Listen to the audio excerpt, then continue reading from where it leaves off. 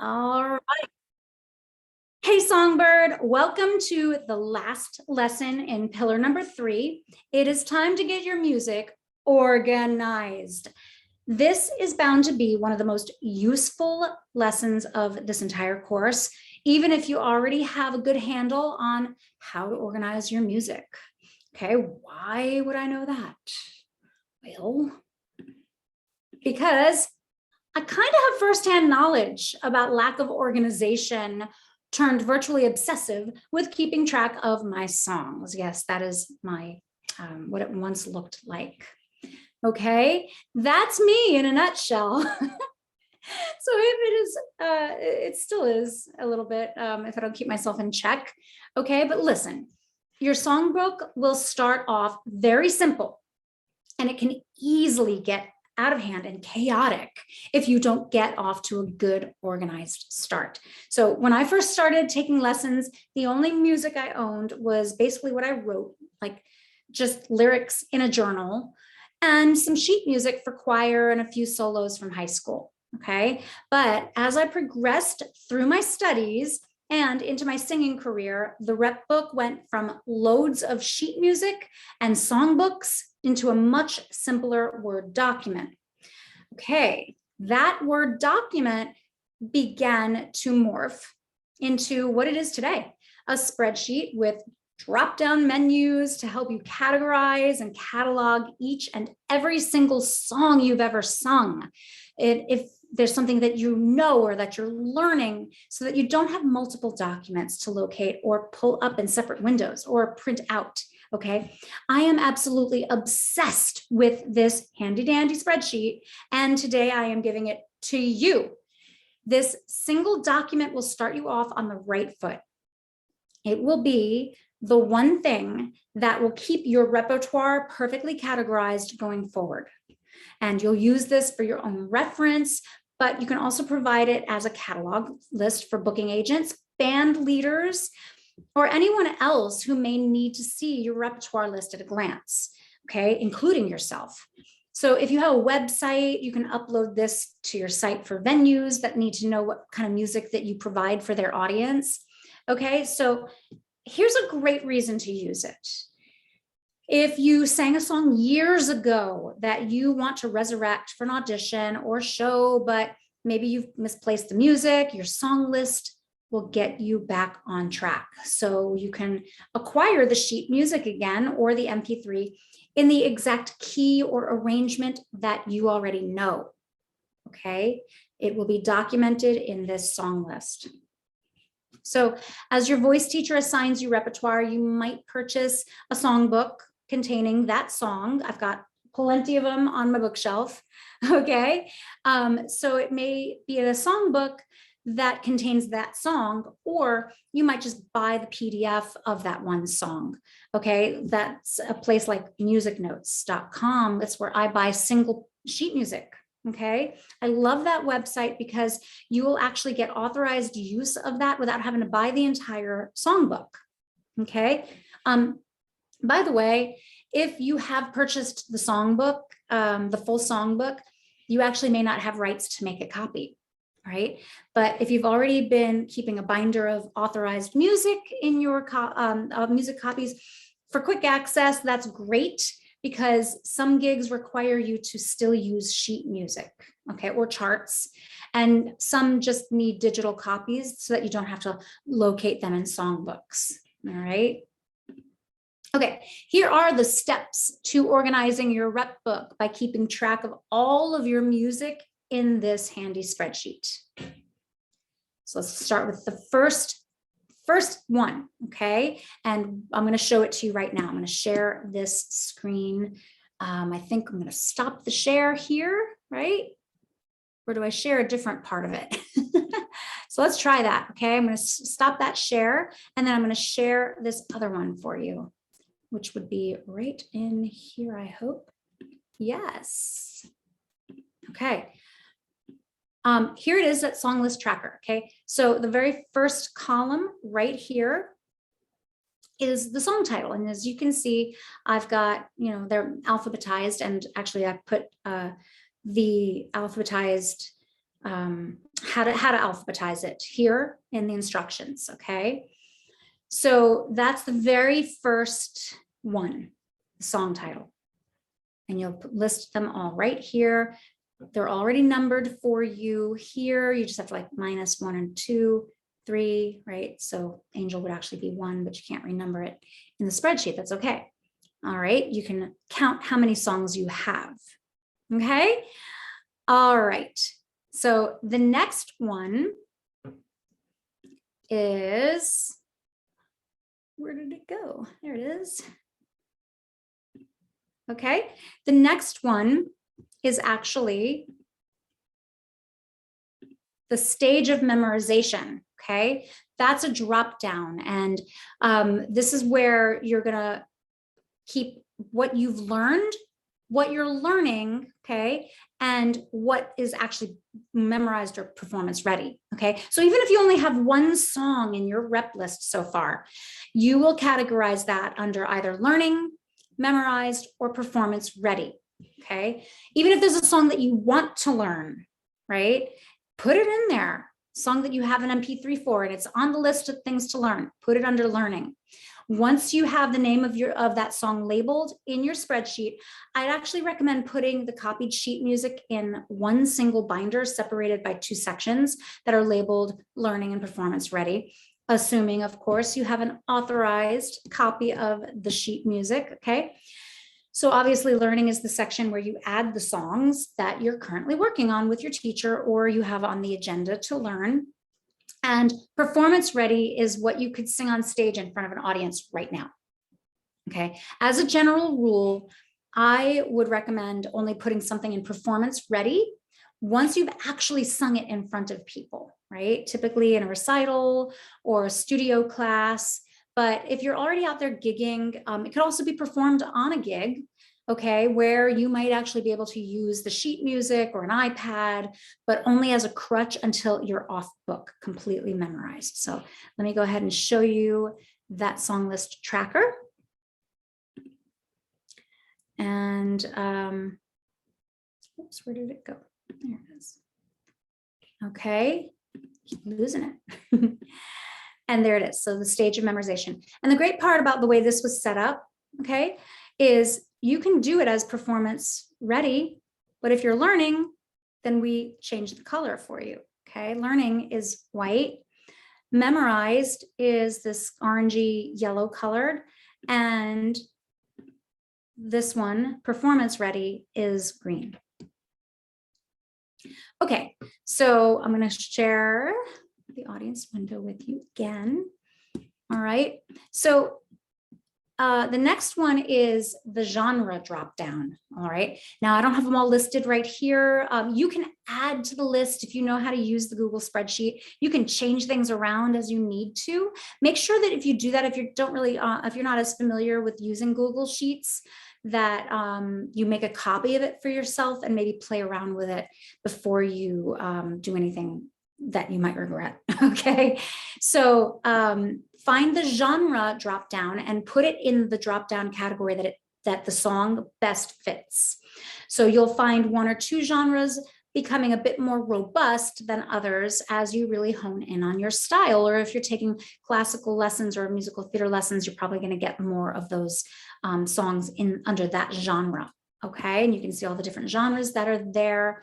I'll show it to you real quick here in this section. All right, so there it is. Okay, the genre one, and you can see that there are probably more than what I had written. Art song, choral music, classical, contemporary, pop, top 40s, that kind of thing. Okay, crossover. I like to put performers like Sarah Brightman and Andrea Bocelli, Josh Groban.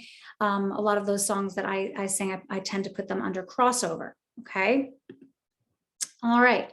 So like that crossover right here. Okay. Conte partiro crossover. Okay. Moving on to the next section, which is the subgenre. Okay, so this is another drop down that you'll find that you'll want to do a little of your own decision making here, right? Because there's a lot of crossover between subgenres, and it just may fit in a certain genre for you better. So there's numerous subgenres. I don't have everything listed here, okay? You may also choose not to use the subgenres list. That's up to you, right? This is now your song list tracker, okay? And you can do with it what you need to do. Okay, so I've also included eras of music, right? Those are for the more classical and operatic songbirds among you. And there may be like medieval music or oratorio even, okay, romantic era, all of those different eras of music. And I'll show that to you in the tracker right now. Okay.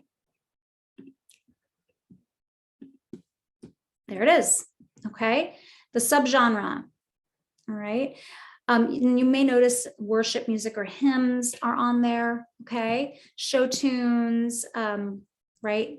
Even though it says musical theater, what if you had a song like I'm Beginning to See the Light, and I think that's from a show. So you can put that under jazz for the genre, but put it under show tune just to remind yourself that it's a show tune, okay?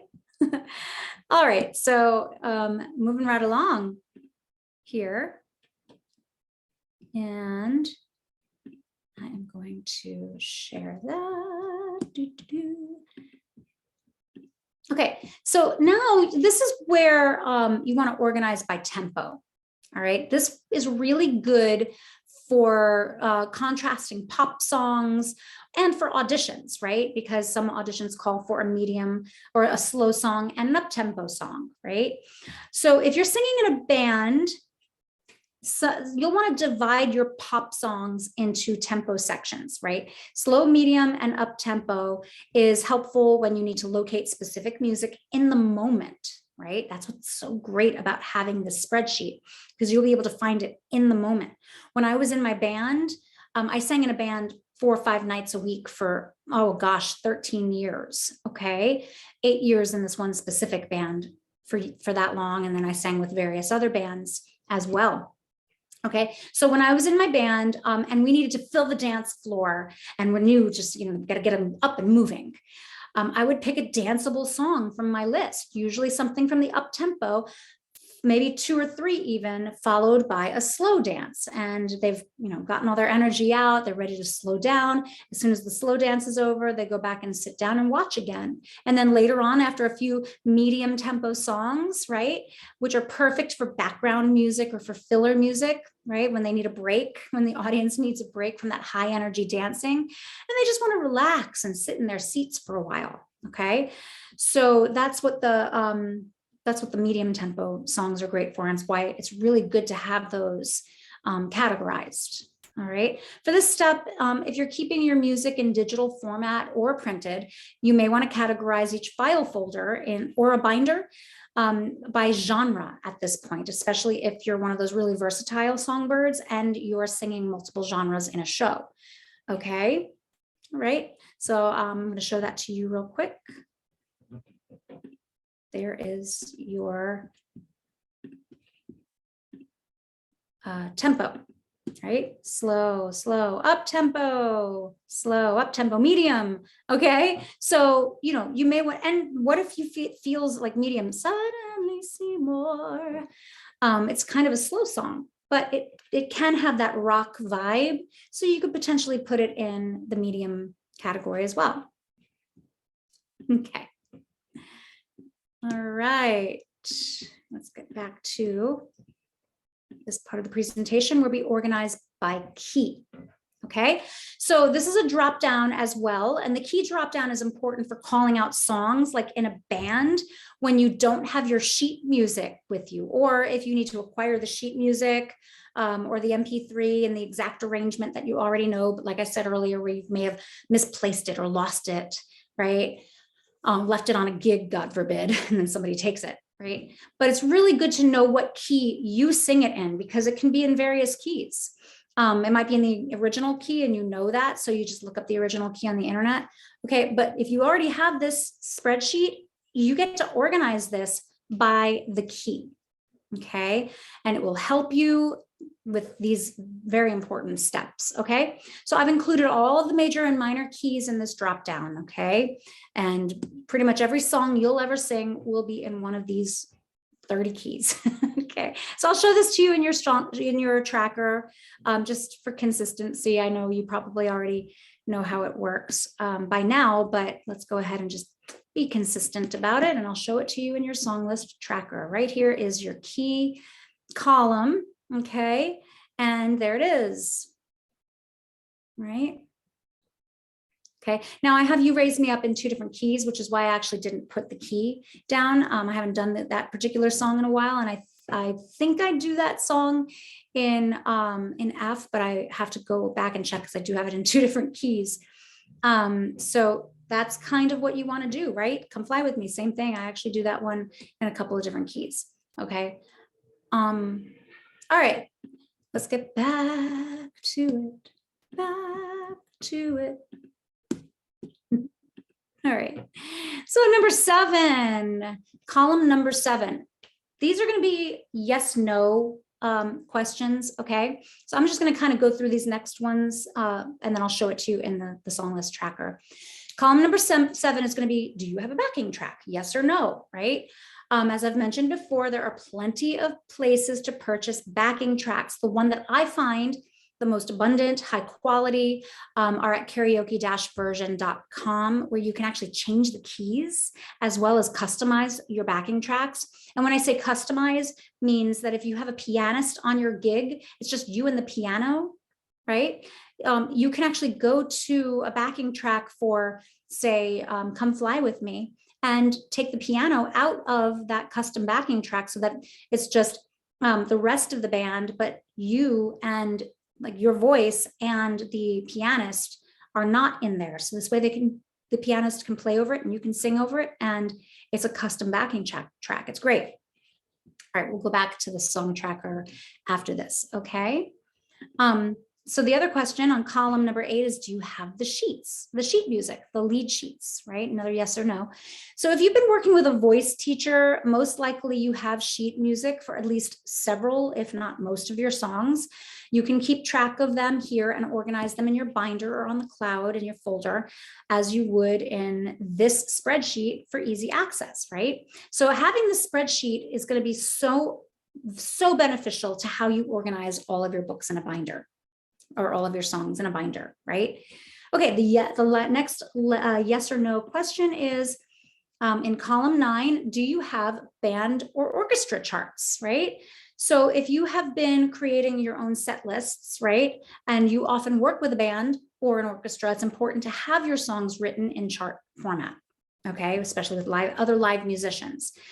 This ensures that all of the players have the necessary parts for their instrument, right? Though often, sometimes in jazz bands, if they're a really great jazz band, they'll actually do fine with just lead sheets as long as they're in the proper key for you, okay? But eventually, you definitely want to have the charts, as it will be much more professional on your end. It will make you more hireable, okay? So I'm going to go ahead and just show you all those yes or no columns right now. Okay, so here they are. Okay, do you have the sheet music? Do you have the backing track? And do you have the band and orchestra tracks? Looks like we moved these around a little bit. So we'll go back to that in just a moment, okay? We'll get to that in just a moment. But these are the yes or no questions we have here. Okay, now let me go ahead and go back to our presentation. All right. So that's going to be what we just saw. Who is the composer, the lyricist, the arranger, or the original singer, right? You're going to fill that in, and you saw that in there. Okay. So for performance purposes, oftentimes it's the original singer and not the composer or the songwriter that's more well known. Okay, but then in other cases, it's sometimes the composer that's really well known, right? So you might not, maybe you don't know who Sarah Brightman is, but you know who Sir John Williams is, right? So these are the people that you want to put in there that your audience is going to respond to the most. You could potentially put them both in there because it's a fill-in. Okay, you can write whatever you want in there. All right, so that option is up to you. And this one's also a fill-in in the column. Okay, you're going to want to probably indicate what show it's from, right? So if I sing Don't Rain on My Parade, and some people don't know what that show is from, or they're racking their brain. I know that song. Where's that show? Where is that song from? What show is it from, right? Okay, it's from Funny Girl. There it is, right there on your spreadsheet. Okay, so maybe you're singing a song from a musical and it's important to know what show it's from. Okay, what if you're like building your musical theater rep book for auditions? You have to know who the composer is, who wrote the song, and what show it's from, right? So this way you can compare and contrast for auditions, because typically casting directors want you to sing in the style of a particular composer or show, but not necessarily from that show, right? It'll help you compare and contrast, keeping them organized by tempo, show, composer, and of course, the key that you sing it in. Okay. And finally, of course, we have add to which set list, right? So this is for someone who's been performing, if you've been performing a lot already, or you would like to perform your own headlining act in, say, soft seat theaters and cruise ships. So this is another topic that we'll get to, and we can certainly go down the rabbit hole quite a bit with this, okay? But this is just a general note for you to keep in mind. The main thing that I really want you to consider here is show flow and who your audience is. That's what your set list is all about, okay? So in later classes, we'll discuss set lists and show flow more in depth. Just let me say that there are entire books written on this very subject and varying methodologies and for different genres, okay? And I'll show you the song list tracker one more time after we do this, okay? So column 13, here is where you may want to jot down other notes, okay? Maybe some thoughts, ideas. You may want to indicate things like if you have charts or if you're having them made, right? How many instruments are in that band chart that you have, right? So if you need to sing with a trio, but you have 4-piece band, you have piano, percussion, guitar, and bass. Okay, so hopefully you have a bass player, a pianist, and a percussionist, right? Maybe not a guitar. So they will use those charts, okay? Or if you have a full orchestra, right? Some bands are like 15-piece bands with full brass section, and you need to have a brass section for that, right? What if you're currently, what if you have a custom backing track made for your show? You may also want to indicate in this other notes section whether or not you have a custom track, right? Or what if it's a duet, right? Suddenly Seymour is a duet. What if it's a solo, a trio, ensemble? Okay, if consistently here, then let me know and I can add it to future renditions of this spreadsheet, or you can add it yourself as well. But I'd really love to know, because there's always something new that we can add to it, and I'd love to hear your thoughts. All right, I'm going to go back before we do these quick tips, and I want to show you the last little bit of that spreadsheet just so we can kind of be reminded of that. All right. Share the screen here, and here it is. Okay, so what show, composer, original singer, okay, and then, oops, there we go. Okay, and there it is, right? Add to which set list, other notes, In Circles is my album. So not only do I sing this version of the Ave Maria for churches and for weddings often, I also have a version of it on In Circles, and I actually have a backing track for it. Okay, so I do it in my show. Yeah, so that's basically it. Okay, so here's some instructions right there to show you what to do with the spreadsheet, right? Number one, keep track of all the songs you know or are practicing here. Check out the drop-down menus, the yes, no drop-downs, and the fill-in sections are there for your convenience, okay? The second column is the one that's color-coded so that you can locate your songs faster. So if you already know that you have 10 songs that are ready to be sung right now, then it'll be in that green color. All right. So number 4, if you prefer to alphabetize your songs, all you do is you highlight this sheet, right? And then you click data up here. Okay, then it'll be sort range, advanced range sorting options. I'm not going to do it here for you, okay? But maybe we'll have that up on social media for you to follow at some point, okay? And then data has header row, sort by song title, then click A to Z, okay? That's pretty simple. And let's go back to sharing this right here. Okay, so here's a few more tips and considerations for you. All right, your rep book should be backed up always, right? If you have a song book, make a copy of that book. You can't use that for performance purposes, but you can make a copy of it for your own practice, okay? If you have something from musicnotes.com, you have authorized copies, okay? So you have it backed up in a cloud there, right? Keep them backed up, either in hard copy form or in multiple, like hard, like a cloud storage or one of those, okay? Or some people even still use CDs to back things up, okay? Just keep them organized in file folders and keep them of all your music, okay? Keep them in cloud storage, keep them on an external hard drive. By the way, some musicians actually still use hard copies of music. So always be prepared to print something out if you don't already have hard copies, okay? And keep in mind also that subgenres, they might cross over into other genres, right? So for example, an operetta falls somewhere between an opera and a musical. Like a musical, an operetta often contains spoken dialogue as well as song and likely even choreography.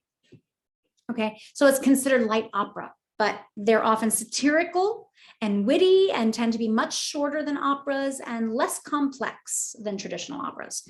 Okay, so it is kind of in the vein of musical theater. So you may want to put it under musical theater, right? This lesson is merely a guide just to get you started. And there are so many genres and subgenres of music that you'll actually want to begin organizing your repertoire book and the spreadsheet in the way that suits you the best and will help you remember where a song is located.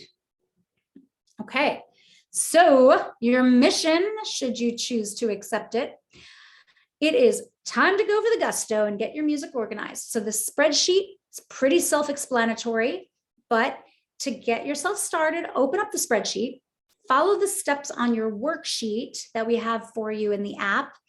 And then, of course, alternatively, you can go back and rewatch the sections of this video that are most helpful to you, okay? You'll find your groove as you keep adding to repertoire, okay? Now, if you found this guide to be helpful to you, whether you are just getting started with learning new songs or you're on the audition circuit already and you're already performing, please let me know, because I always love to know when something works for you, okay? When it's working well for you, or if you think it could use a little retweaking, okay? So I really, really appreciate you being here to the end of pillar number 3, all about repertoire. I hope you enjoyed this particular one because it was a lot of fun to make. And I did this because I needed it, right? I've been using the spreadsheet and the Word document for quite a while, and we revamped it just for you for this course. So I will see all of you songbirds in the next pillar, pillar number 4, which is all about performing.